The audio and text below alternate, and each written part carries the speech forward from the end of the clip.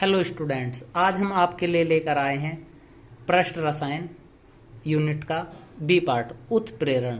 तो बच्चों, सरकार ने कोविड-19 के चलते हुए कुछ टॉपिक्स को उत्प्रेरक वाले चैप्टर में से ही हटाया है। तो वे टॉपिक्स भी हम आपको यहाँ से बताते हुए और उन टॉपिक्स को कम स्तर पर पढ़ाते हुए चलेंगे। आप समझे सभी टॉपिक्स को। सबसे पहले देखते हैं उत्प्रेरण। तो वे बाह्य पदार्थ जो किसी रासायनिक अभिक्रिया की दर को प्रभावित करते हैं। अभिक्रिया की दर को क्या कर रहे बच्चों? प्रभावित कर रहे, उत्प्रेरक कहलाते हैं तथा इस क्रिया को उत्प्रेरण कहते हैं।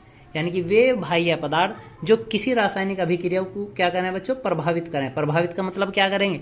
या तो अभिक्रिया को तेज कर देंगे या मंदा कर देंगे। क्या कहलावे? उत्प्रेरक कहलावे। तथा यह क्रिया क्या कहलावे बच्चों? उत्प्रेरण। तो देखते हैं, जैसे हमने लिया सल्फर डाइऑक्साइड का जब हम ऑक्सीकरण करेंगे NO यानी कि नाइट्रिक ऑक्साइड की उपस्थिति में करें तो सल्फर ट्राइऑक्साइड बन जावे। तो यो बच्चों क्रिया यदि हम इस तीर के निशान पे NO को ना लिखें तब भी हो रही होगी। पर क्या करें बच्चों, हम इस पे क्या लिख रहे हैं? एक NO लिख दें। यो इसमें इस अभिक्रिया में कहीं का कार्य कर रहा बच्चों? उत्प्रेरक का कार्य कर रहा। किसका कार्य कर रहा? उत्प्रेरक का। तो उत्प्रेरक क्या करे? ये जो अभिक्रिया हो रही होगी इस अभिक्रिया को प्रभावित करेगा। प्रभावित का मतलब क्या? या तो ये रासायनिक अभिक्रिया को बहुत तेज कर देगा या मंद कर देगा। तो अलग अलग प्रकार हैं इसके। ठीक है बच्चों, देखते हैं उत्प्रेरक की कुछ विशेषताएं। तो उत्प्रेरक की निम्नलिखित विशेषताएं हैं। नंबर 1, ये रासायनिक अभिक्रिया की दर को प्रभावित करते हैं। तो पहली परिभाषा के हिसाब से पहला पॉइंट, रासायनिक अभिक्रिया की दर को क्या करेंगे बच्चों? प्रभावित करेंगे, या कम कर देंगे या ज्यादा कर देंगे। नंबर 2, ये क्रियाफल में कोई भाग नहीं लेते। यानी कि जो हमारा उत्पाद बनेगा उस उत्पाद में उत्प्रेरक का कोई भाग नहीं होता, यानी कि कोई हिस्सेदारी नहीं होती। कोई भी रासायनिक अभिक्रिया बिना उत्प्रेरक के भी हो सकती है। यानी कि आप कोई भी रासायनिक अभिक्रिया कर रहे हैं वो बिना उत्प्रेरक के भी आप बहुत आसानी से कर सकते हैं। नंबर 4, उत्प्रेरक ठोस, द्रव और गैस किसी भी अवस्था में हो सकता है। तो जो आपका उत्प्रेरक है वो आप ठोस अवस्था का ले लें, द्रव अवस्था का ले लें, गैस का ले लें, यानी किसी भी अवस्था का हो सकता है। नंबर 5, प्रत्येक रासायनिक अभिक्रिया के लिए उत्प्रेरक निश्चित होता है। तो आप कोई भी रासायनिक अभिक्रिया पढ़ेंगे तो प्रत्येक रासायनिक अभिक्रिया के लिए उसका उत्प्रेरक का मान कैसा है बच्चों? बिल्कुल फिक्स है, यानी कि वो उत्प्रेरक में रहेगा ही। मतलब आप उसके अलावा दूसरे उत्प्रेरक को नहीं ले सकते। ठीक है बच्चों। नंबर 6 नियम, रासायनिक अभिक्रिया की दर को प्रभावित करने के लिए उत्प्रेरक की सूक्ष्म मात्रा ही पर्याप्त होती है। तो किसी भी रासायनिक अभिक्रिया की दर को प्रभावित करने के लिए हमें उत्प्रेरक कैसे चाहिए? बस बच्चों थोड़ा सा ही चाहिए, मतलब ज्यादा की आवश्यकता नहीं है। केवल हम आवश्यकता अनुसार केवल सूक्ष्म मात्रा से ही अभिक्रिया को कम या ज्यादा कर देगा। ठीक है बच्चों, ये तो था हमारे पास उत्प्रेरक। अब देखते हैं बच्चों उत्प्रेरक का वर्गीकरण। तो बच्चों उत्प्रेरक का वर्गीकरण के आधार पर उत्प्रेरक को 2 भागों में बांटा गया, समांगी उत्प्रेरण और विषमांगी उत्प्रेरण। तो बच्चों सरकार ने समांगी उत्प्रेरण और विषमांगी उत्प्रेरण दोनों उत्प्रेरणों को ही अब की बार कोर्स से कम कर दिया है। पर फिर भी हम इन्हें एक बार पढ़ेंगे क्योंकि बाजी बार परीक्षा में आ भी सकते हैं, ऐसी कोई बात नहीं है। देखते हैं समांगी उत्प्रेरण। जब किसी रासायनिक अभिक्रिया में अभिकारकों तथा उत्प्रेरक की भौतिक अवस्था समान रहती है तो ऐसी अभिक्रियाओं को समांगी उत्प्रेरण कहते हैं तथा उत्प्रेरक समांगी उत्प्रेरक कहलाता है। यानी कि जब किसी रासायनिक अभिक्रिया में अभिकारक और उत्पाद की भौतिक अवस्था कैसी रहे बच्चों? एक जैसी रहे। एक जैसी का मतलब कैसा है? समान रहेगी। तो अभिक्रिया क्या कहलाएगी? समांगी उत्प्रेरक कहलाती है। जैसे सल्फर डाइऑक्साइड और ऑक्सीजन की जब हम क्रिया कर रहे थे क्या बना रहे थे? सल्फर ट्राइऑक्साइड बना रहे थे। तो बच्चों सल्फर देखो, आपने देखा SO2 सल्फर डाइऑक्साइड भी गैस में था, ऑक्सीजन भी गैस में था, तो नाइट्रिक ऑक्साइड भी किसी में बच्चों? गैस में ही होना चाहिए। तो यदि सभी चीज क्या है? गैस में है। या फिर नेक्स्ट उदाहरण में आपने लिया एथिल एसीटेट और जल, दोनों क्या है बच्चों? लिक्विड फॉर्म में है।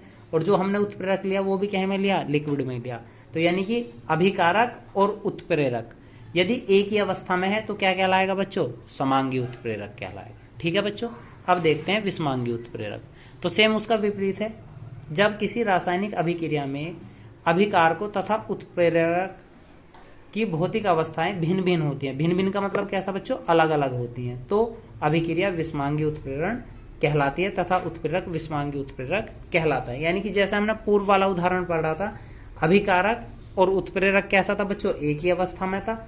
तो क्या कहलाता समांगी। यदि अभिकारक और उत्प्रेरक कैसा होगा, अलग अलग अवस्था में होगा, तो क्या कहलाएगा, विषमांगी। देखते हैं, तो बच्चों देखते हैं, जैसे हमने ये लिया सल्फर डाइऑक्साइड और ऑक्सीजन V2O5 वेंडेनियम पेंटा ऑक्साइड की उपस्थिति में सल्फर ट्राइऑक्साइड बना रहे थे। पर इस अभिक्रिया में बच्चों देखो, सल्फर डाइऑक्साइड और ऑक्सीजन तो क्या है, गैस है, और वेंडेनियम पेंटा ऑक्साइड कैसा है, ठोस है। तो कैसा हुआ, आपका अभिकारक गैस है और उत्प्रेरक कैसा बना बच्चों, ठोस में। तो क्या है का उदाहरण है, विषमांगी का। एक उदाहरण और देखते हैं, आपने लिया अमोनिया और ऑक्सीजन गैस ली, प्लेटिनम की उपस्थिति में कुछ अभिकारक हम बना रहे थे। तो क्या हुआ, अमोनिया भी गैस है और ऑक्सीजन भी गैस है, पर जो आपने प्लेटिनम लिया वो क्या है, एक ठोस धातु है। तो ये क्या है बच्चों, विषमांगी है। तो बच्चों देखते हैं अब उत्प्रेरक के प्रकार। तो बच्चों उत्प्रेरक 4 प्रकार के होते हैं। नंबर 1 धनात्मक उत्प्रेरक, या नंबर 2 ऋणात्मक, नंबर 3 स्व या आत्म उत्प्रेरक, नंबर 4 प्रेरित उत्प्रेरक। तो बच्चों चारों प्रकार हम देखते हैं, बहुत इंपॉर्टेंट पॉइंट है, परीक्षा में आते रहते हैं। तो पहला प्रकार, तो बच्चों देखते हैं धनात्मक उत्प्रेरण। जब कोई उत्प्रेरक किसी रासायनिक अभिक्रिया का वेग या दर को बढ़ा देता है तो धनात्मक उत्प्रेरक कहलाता है।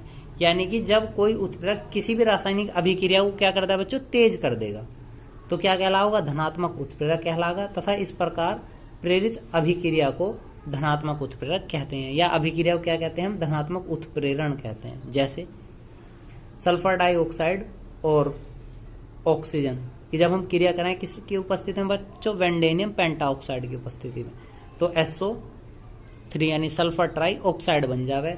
तो वेंडेनियम पेंटाऑक्साइड इस अभिक्रिया में कहीं का कार्य कर रहा बच्चों, धनात्मक उत्प्रेरक का कार्य कर रहा है, यानी अभिक्रिया को क्या कर रहा बच्चों, तेज कर रहा।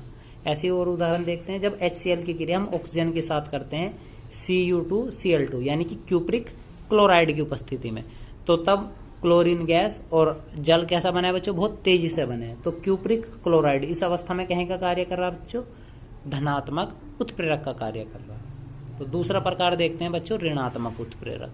जैसे नाम से ही लग रहा है ऋणात्मक, तो क्या होगा, वे उत्प्रेरक जो किसी रासायनिक अभिक्रिया के वेग को घटा देते हैं, यानी कि जो आपकी रासायनिक अभिक्रिया थी एकदम उसके वेग को क्या कर देंगे बच्चों, कम कर देंगे, या क्या कर देंगे, घटा देंगे, क्या कहलाएंगे, ऋणात्मक उत्प्रेरक कहलाते हैं।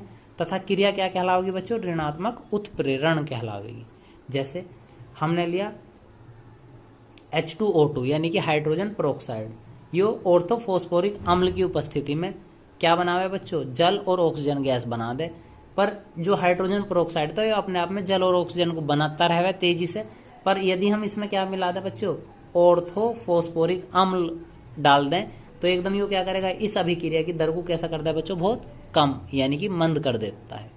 नंबर 2 H2 + 1/2 O2 यानी हाइड्रोजन गैस की क्रिया जब हम ऑक्सीजन के साथ करें तो वो जल बनाती रहे धीरे धीरे। पर यदि इस अभिक्रिया में हम क्या डाल दें बच्चों, ग्लिसरीन, या जिसे हम क्या कहते हैं, ग्लिसरॉल कहते हैं, ग्लिसरॉल, तो रसायन विज्ञान की भाषा में से ग्लिसरॉल कहा जाए। यदि हम इसमें ग्लिसरॉल मिला दें तो जल कैसा बनेगा बच्चों, बहुत मंद गति से, यानी कि धीरे धीरे बनेगा। तो इस दोनों अभिक्रियाओं में, इसमें ऑर्थोफॉस्फोरिक अम्ल और इसमें ग्लिसरॉल कहीं का कार्य कर रहा है बच्चों, ऋणात्मक उत्प्रेरक का कार्य कर रहा है। ठीक है बच्चों, देखते हैं। तो बच्चों नेक्स्ट टॉपिक है स्व उत्प्रेरण।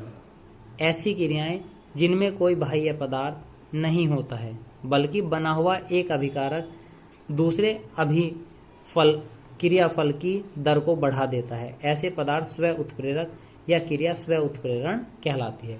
यानी कि ऐसी क्रिया है जिनमें कोई बाह्य पदार्थ नहीं होता, यानी कि इसमें क्या होगा, बाहर से कोई उत्प्रेरक नहीं आएगा, कहां से बनेगा, एक क्रियाफल दूसरे क्रियाफल की दर को बढ़ा देगा, तो क्या कहलाओगा, स्व उत्प्रेरक कहलावे, और घटना स्व उत्प्रेरण। जैसे एथिल एसीटेट और जब जल की क्रिया करें तो दोनों चीज बन जाए क्या, एथिल एसीटेट और एथिल एल्कोहल। परंतु बच्चों होवे क्या, जब हम इन दोनों क्रिया करें तो यह अभिक्रिया प्रारंभ में बहुत धीमी गति से होगी, कैसी होगी, बहुत धीरे धीरे होगा, पर एकदम क्या होगा, जैसे ही अभिक्रिया धीरे से होगी और एसिटिक अम्ल बन जाएगा। क्या बन जाएगा बच्चों, एसिटिक अम्ल, CH3COH। जब एसिटिक अम्ल बन जाएगा तो एसिटिक अम्ल बन जाने के बाद एकदम ये अभिक्रिया बहुत तेजी से होगी। कैसी होगी बच्चों, बहुत तेजी से होगी, क्योंकि इस रासायनिक अभिक्रिया में एसिटिक अम्ल कहे का कार्य करे, स्व उत्प्रेरण का कार्य करे। यानी कि जैसे एसिटिक अम्ल बना, यो अभिक्रिया की दर को क्या कर देगा, बहुत तेज कर देगा, जिसके कारण एथिल अल्कोहल क्या होगा, बहुत जल्दी से बन जाएगा। ठीक है बच्चों, तो इस अभिक्रिया में एसिटिक अम्ल कहीं का कार्य कर रहा, स्व उत्प्रेरक का कार्य कर रहा। ठीक है बच्चों, 4 पार्ट देखेंगे इसका। प्रेरित उत्प्रेरक, तो प्रेरित उत्प्रेरक किसे कहते हैं?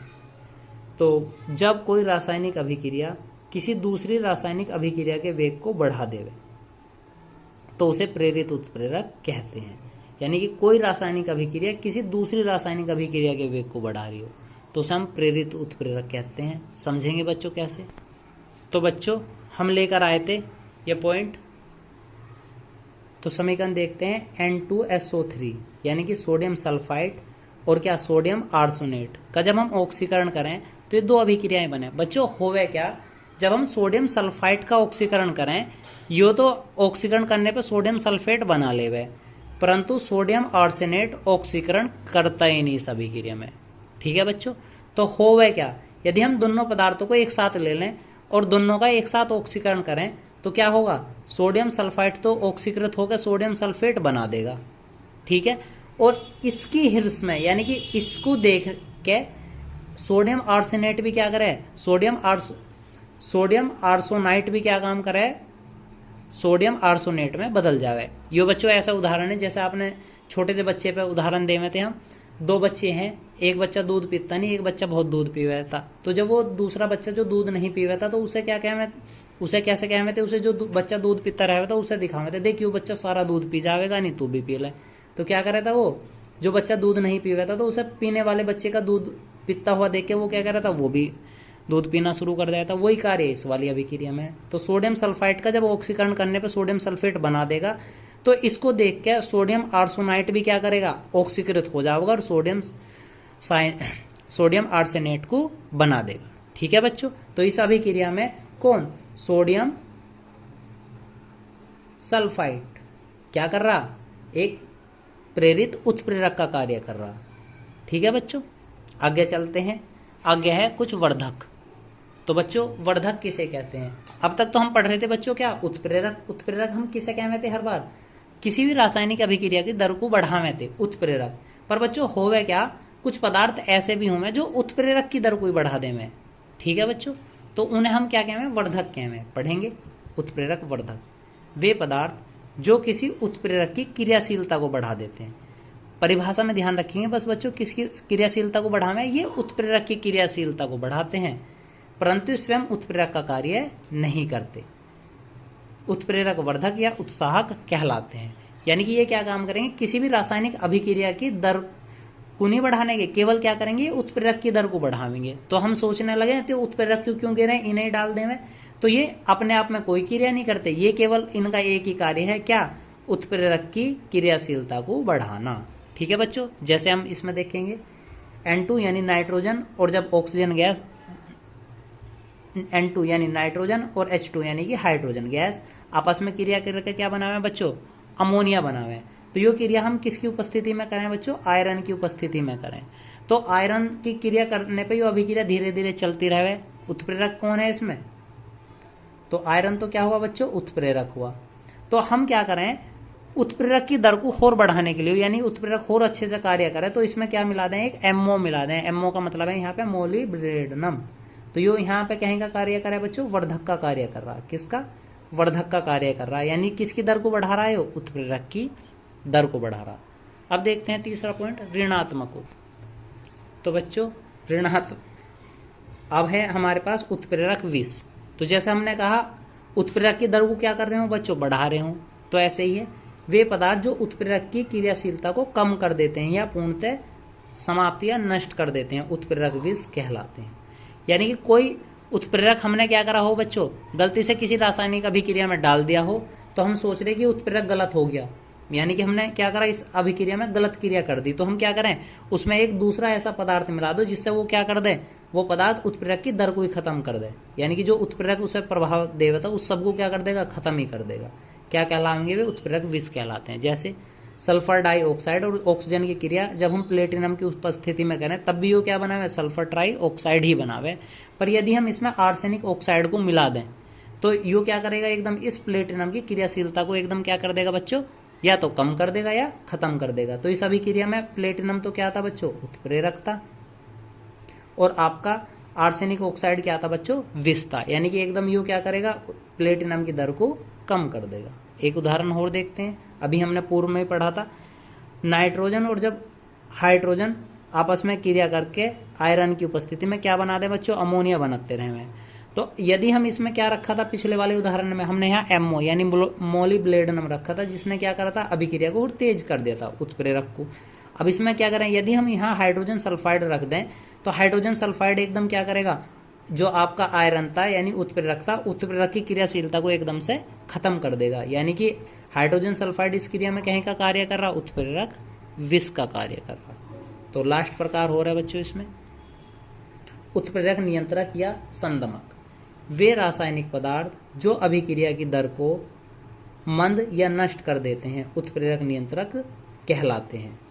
तो वे रासायनिक पदार्थ जो रासायनिक अभिक्रिया की दर को मंद, मंद का मतलब कम कर देते हैं, उत्प्रेरक नियंत्रक कहलाते हैं। जैसे पूर्व में भी हमने ये अभिक्रिया पढ़ी थी बच्चों, हाइड्रोजन पेरोक्साइड है, जल और ऑक्सीजन बनाता रहे, तो यदि हम इसमें क्या मिला दें बच्चों, ग्लिसरॉल मिला दें, तो ये क्रिया कैसी हो जाएगी बच्चों, बहुत कम हो जाएगी, यानी कि धीमी पड़ जाएगी। ठीक है बच्चों, उम्मीद है आपको यहाँ तक समझ आया होगा। तो बच्चों जो आपका उत्प्रेरक वाली बी पार्ट यूनिट थी, बाकी जो पॉइंट्स हमने इसमें से छोड़े हैं वो सभी अब की बार कोविड-19 के चलते परीक्षा में नहीं आएंगे, यानी कि वो सरकार के द्वारा हटा दिए गए हैं। ठीक है बच्चों, तो आज की वीडियो में बस इतना ही। उम्मीद है आपको आज का वीडियो पसंद आया होगा। आप हमारे चैनल को सब्सक्राइब करें। धन्यवाद।